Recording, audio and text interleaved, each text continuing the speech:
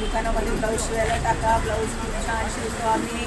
तुम्हाला कुठली तक्रार नाही उत्सव मूर्ती आहोत. हा. भजनाला पण इथं बसा म्हणलं तर आम्ही बसायला तयार आहे.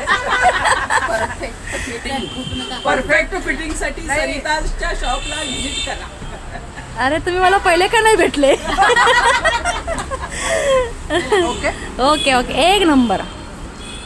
चला, थँक्यू सो मच.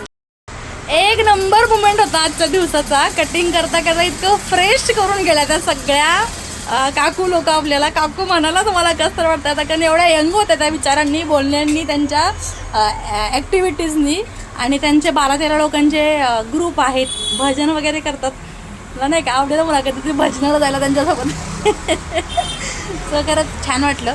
आणि त्यांना काउंटरमध्ये येऊन सुद्धा त्या चालूच होत्या, चालू कंटिन्यू त्यांचं मीटर ऑन होतं. म्हणजे नाही का खूप छान वाटतं की या एजमध्ये सुद्धा एवढ्या पॉझिटिव्हली आणि स्ट्रॉंग आहेत, ॲक्टिव्ह आहेत. कारण टेन्शन आणि दुखणं कोणाला नसतो. आता मला नाही असं तुम्हाला म्हणायचं की खूप आहे, पण ते बोलून दाखवण्यापेक्षा असं हसत खेळत जगलं की किती मजा येणार. रोजचा येणारा क्षण, प्रत्येक क्षण आपण आनंदाने जगतो.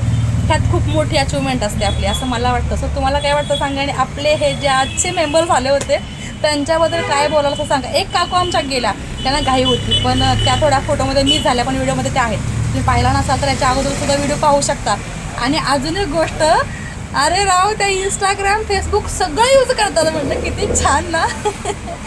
मस्त वाटलं. आजचा मुवमेंट एकदम आठवणीत राहणार आहे. छान वाटलं. बाय.